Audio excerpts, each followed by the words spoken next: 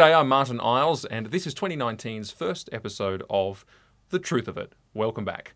This is a weekly newscast on politics and current events, and you might ask, well, why? Well, to cut through the fake news and bring you what it says on the tin, which is the truth of it. Today is Thursday, January the 24th, 2019, and we start with the big news of the week, which is Gillette. The major razor manufacturer caused the big controversy of this past week by launching an advertisement on January the 13th, an ad that opens with the words bullying, toxic masculinity, the Me Too movement, and then it asks the question, is this the best a man can be, before showing men engaging in a whole range of bad behaviours, sexist behaviour, misogynistic behaviour, mansplaining, these sorts of things towards women, to the background refrain of boys will be boys, boys will be boys. But it's interesting. At roughly the halfway point, the ad then declares, the narrator says, but something changed. And you might say, well, what changed? What turned men from a tribe of misogynists into something different? And the something change is accompanied by newsreel footage concerning the Me Too movement, for those of you who remember that came out of Hollywood against, so-called against toxic masculinity, as if that was this defining moment at which the men of the past started to have an epiphany. But the ad is very qualified. It says that some, and I quote, some men have started to do the right thing. It says, but some is not enough, because the boys watching today will be the men of tomorrow. Now, there's a major sexist element, a major gender-based element to this ad, but there's also a race-based element to the ad. It's worth noting this: of the 43 examples of bad behaviour that are depicted, 42 of them are by white men, and only one is by a black man. Turn that around, look at the 7 examples of bad behaviour that the ad includes, because of course there's got to be a lot less, because only some men have started to do the right thing, because thanks to Me Too. Of the 7 examples of good behaviour, 5 are by black men, and just 2 are by white men. So far on YouTube, that ad has garnered 700,000 likes and 1.2 million dislikes. It's caused great division, great controversy. But here's the difficulty in dealing with this, and as I've been thinking about it, I've wondered at this as well.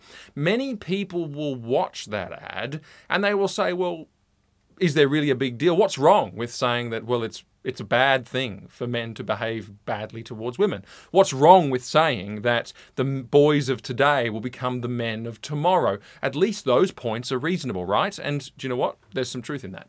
Absolutely. I'm not going to begrudge that point. But there is a lot of others, as those numbers indicate, who are watching that ad and they know that something isn't right. They know that, well, quite apart from the fact that that's a lie, that some men have started to do the right thing since Me Too. That's just not correct. And it's a very sad and low view of men in the world at the moment. But apart from that, people know there's something going on here. And also that is correct. It is absolutely correct, because let's deconstruct this. What's really being said? And from what ideological basis is this ad really coming from? Well, let's look at the company itself. Do they put their money where their mouth is? Do they live? Do they walk the talk, if you like? Well, are they really trying to protect women from the evils of sexualization and bad behavior from men? Are they really trying to help men be better and become the men of tomorrow for the boys of today? Well, do you know, this company, it's the same company that widely advertises its brand by putting models in exceedingly tight-fitting leather bodysuits at motorsport events and literally writing Gillette across their backsides. So women's bodies, their backsides in particular, are being used as billboards for the Gillette brand. These are promo girls at motorsport events frequented by men. Now, I'm a white man that was completely unaffected by the Me Too movement, and I'm here to say that that is categorically, absolutely wrong. And I raise that issue because I want to say what's really going on here in the brain box of the Gillette marketing team. You know, it's the same thing that we saw in the week previous from the American Psychological Association. It is that thing whereby, well, the American Psychological Association said traditional masculinity is harmful. They made that declaration. And some of the things defined as traditionally masculine by that association are things like competitiveness, risk-taking, stoicism, So they're attacking what it means to be man. They're attacking masculinity writ large, full stop. And one of the authors of that report, Ryan McDermott, actually questions what gender even is in the 2010s, saying that it's no longer just about the male-female binary. See, here's the truth. We live in a world where there is a very strong idea running through our culture that's starting to be preached more and more from marketing departments and through politics and through institutions, an idea that says all of the world's evil exists because some people are powerful. And one of those categories of powerful people is men. Therefore, men need to be taken down. Men need to be disempowered. Men need to be re-educated. They need to be rewired from the cradle to the grave. Every institution, every cultural voice, every media personality, every celebrity needs to get in their ears, re-educate them and reprogram them because, well, they need to repress their manness. They need to repress that evil, that tendency to do justice to all the victims of the world, because wherever there's power, there are victims. That is why some people watched this ad and they knew that something wasn't right. Something was wrong. It is the fruit of, it is the manifestation of, and it's clear when you look at the detail, of a toxic ideology. You know, masculinity is not toxic. Femininity is not toxic. Masculine and feminine were created by God himself, who made male and female. And he made them at different times. He made them for different stated purposes. He made them out of different materials. He made them with innate wiring that equips them to fulfill God's design and purpose for them ever since the world was created. The real question is this. It's not whether a man is masculine or a woman is feminine. The question is, what is the seedbed of character that is informing, that is channeling, that is driving that masculine man or that feminine woman to good ends as against bad ends?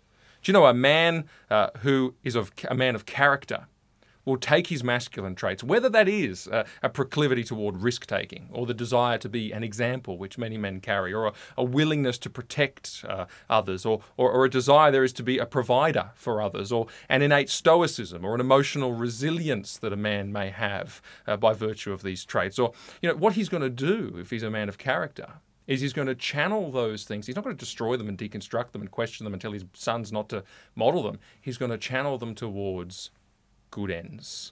He will channel them in service for others. He will channel them in the leadership of others. And that service and that leadership will make him better and will make others better for it. His masculinity will be tempered by virtue, by character, by traits like self-control, a big one for guys, or wisdom, to know the ends of the things that he will do, of love for others, of a conviction about what is right and that which needs to be stood for in our times and our generation. Various other virtues which guide a man to good ends. And the same is true for women, exactly. It's really not different in the terms of its basic principles. A woman's femininity can be channeled to perverse and toxic ends, or it can be grounded and informed and channeled with that base of good character that leads her to that for which God made her. Sin, you see, doesn't have a masculine identity. Evil is not just found where there's power.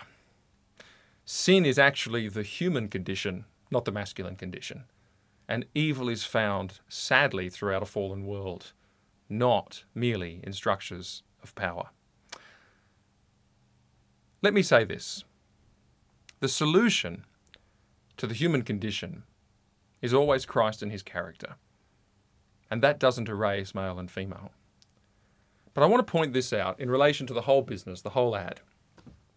What we saw here is just the latest proof of a long-standing reality that wherever identity politics raises its ugly head, discord and division will always be sown.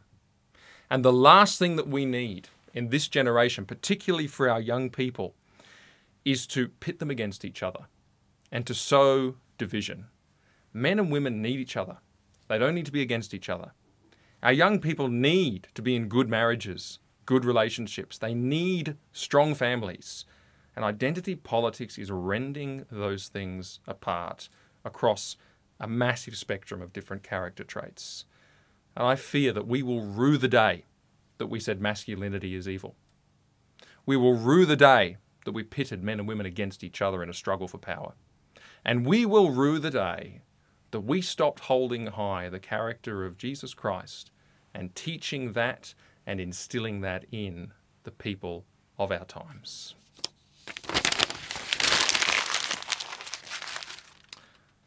That's Gillette.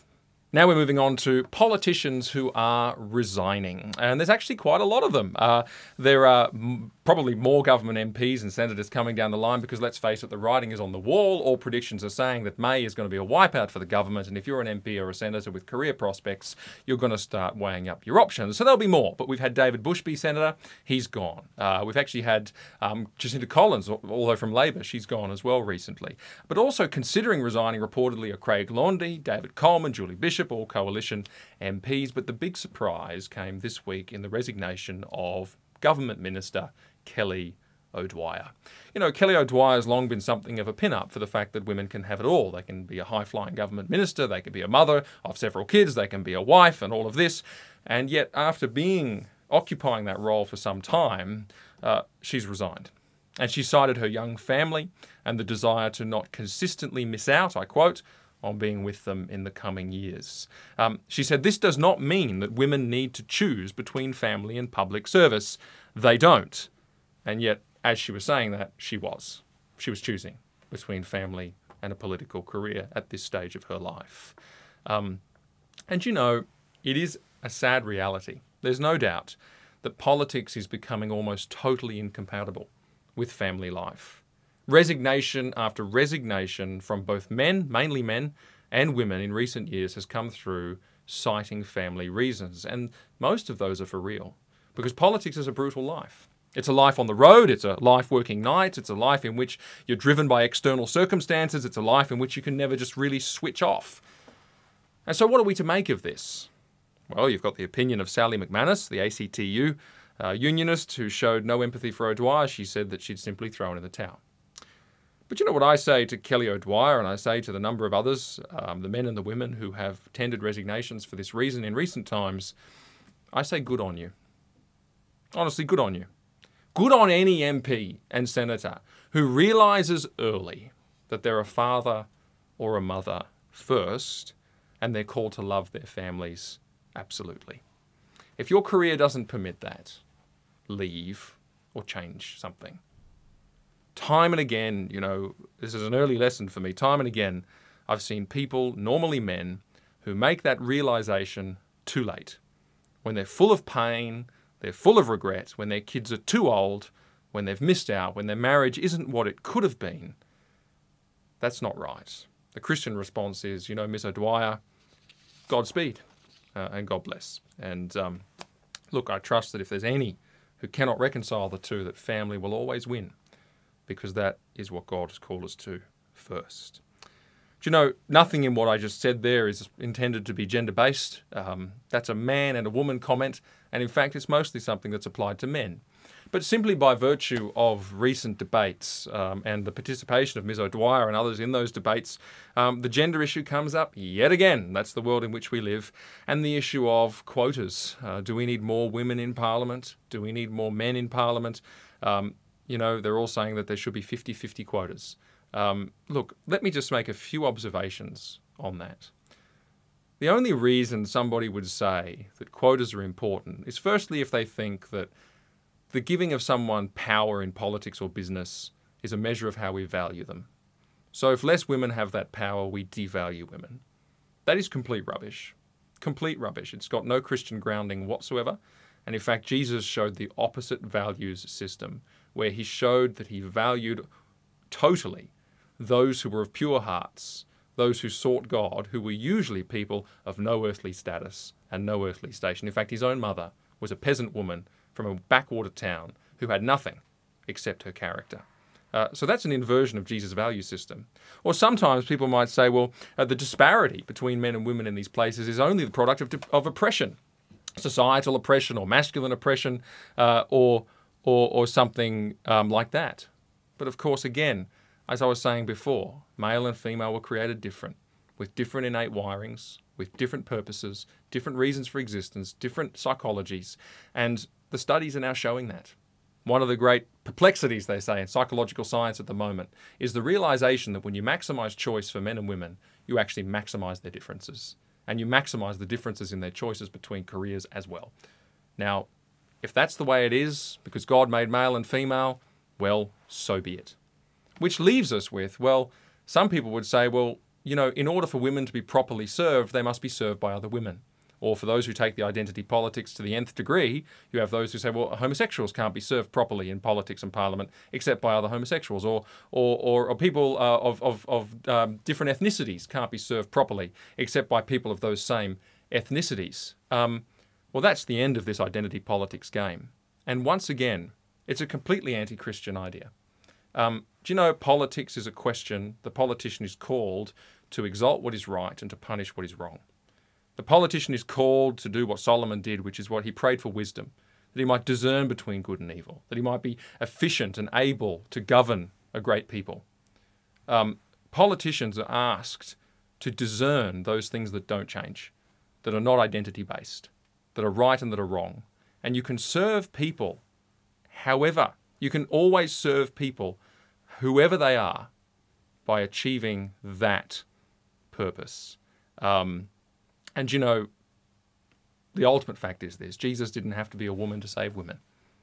And a politician doesn't have to be a woman in order to do what's right. A politician doesn't have to be a man in order to do what's right.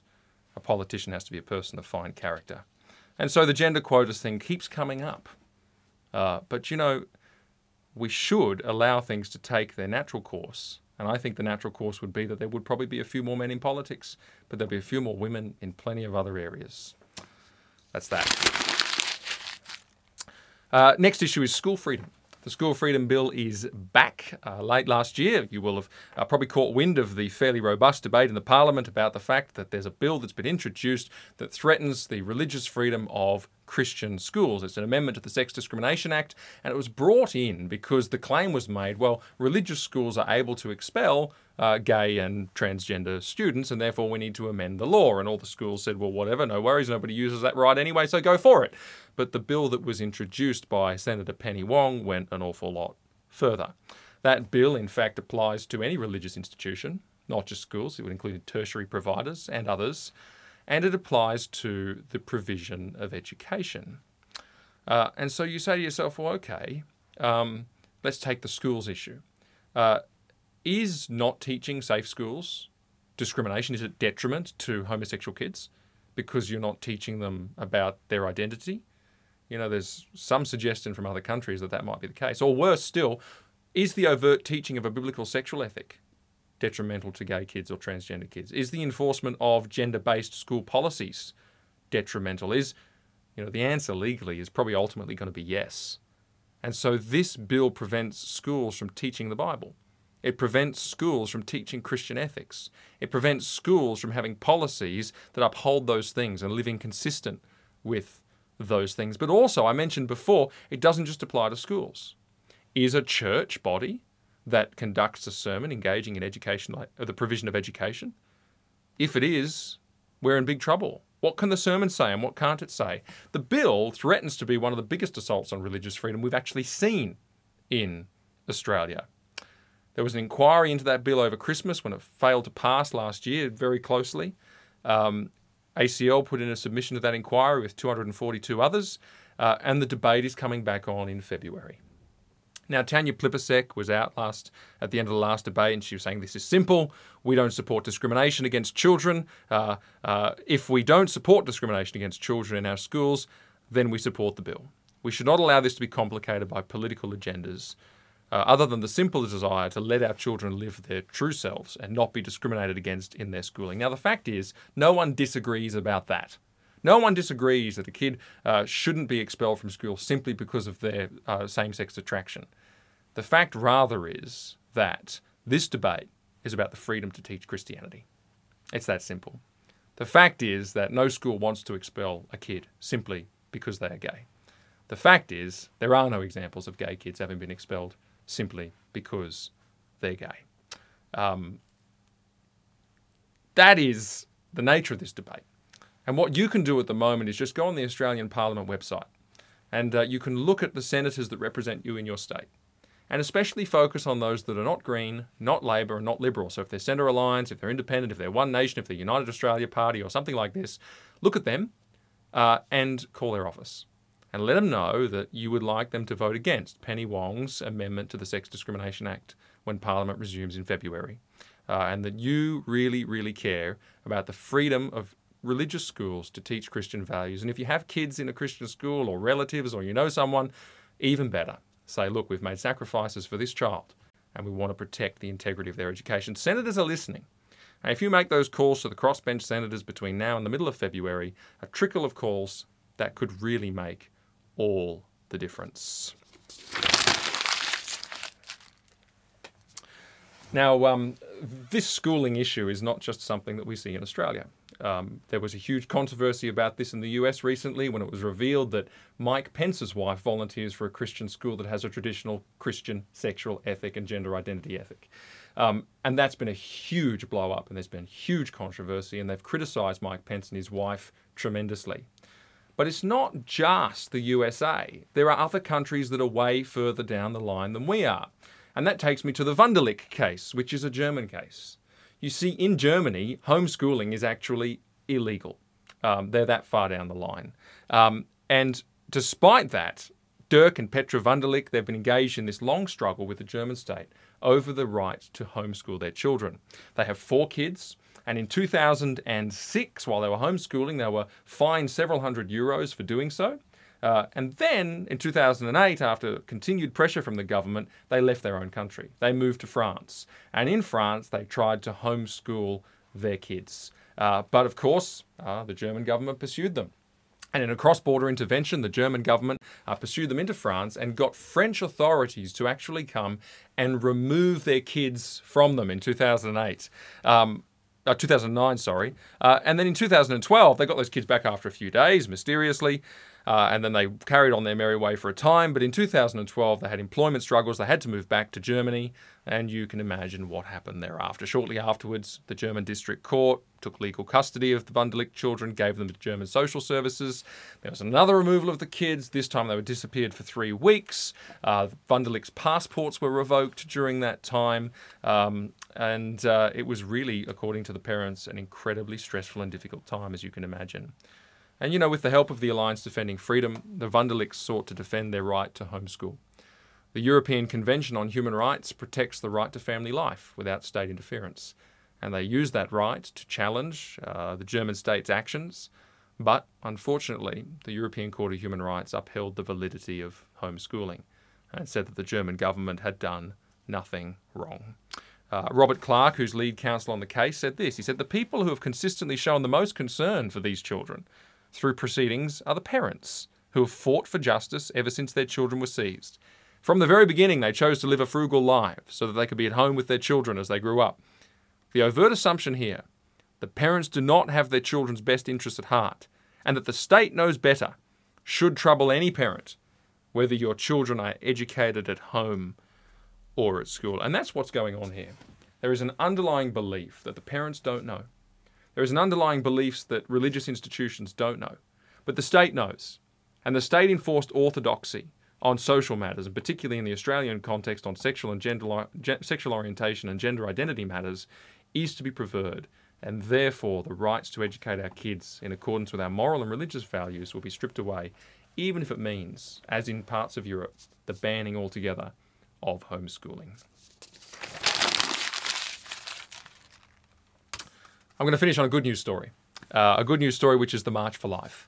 The March for Life is held annually in Washington, D.C. on the anniversary of Roe versus Wade, which many of you will know is the case that saw abortion legalized en masse in the US, and tens of millions of babies have been aborted ever since. It's held on January the 18th every year, and there's videos on YouTube you can look up. The march was absolutely massive.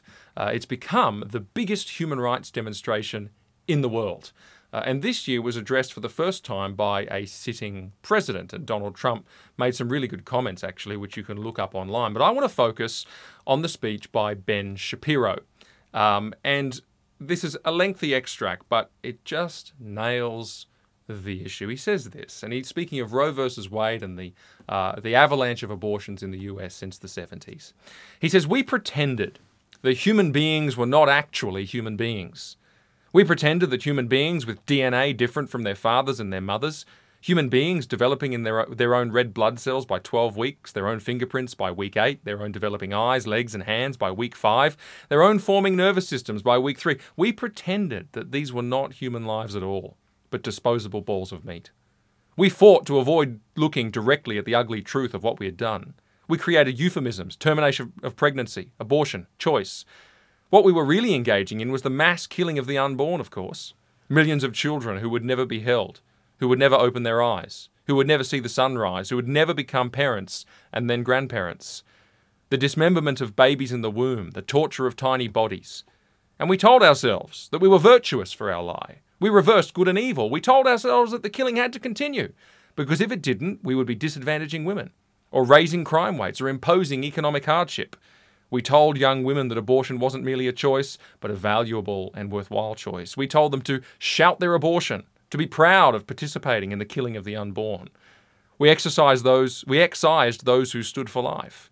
Governor Andrew Cuomo said just a few years ago that those who believe in the right to life, quote, have no place in the state of New York. Just this week, Canadian Prime Minister Justin Trudeau said that pro-lifers were not in line with, quote, where we are as a society. Well, you know what? Maybe they're right. Maybe we are here today and we are not in line with society. We live in a time where perhaps we are out of line with the rest of our country. To which I say, good. So were the abolitionists. So were the civil rights marchers. So were the martyrs in Rome and the Jews in Egypt. Righteousness doesn't have to be popular. It just has to be righteous. To which I say, bang on. And you know, Ben Shapiro, he's a Jew, but I'm a Christian. And I'll say this. Jesus Christ said exactly the same thing. So let's be encouraged. Christ calls us to righteousness. It might not be popular, but it is righteous. That was The Truth of It, and I'm Martyn Iles.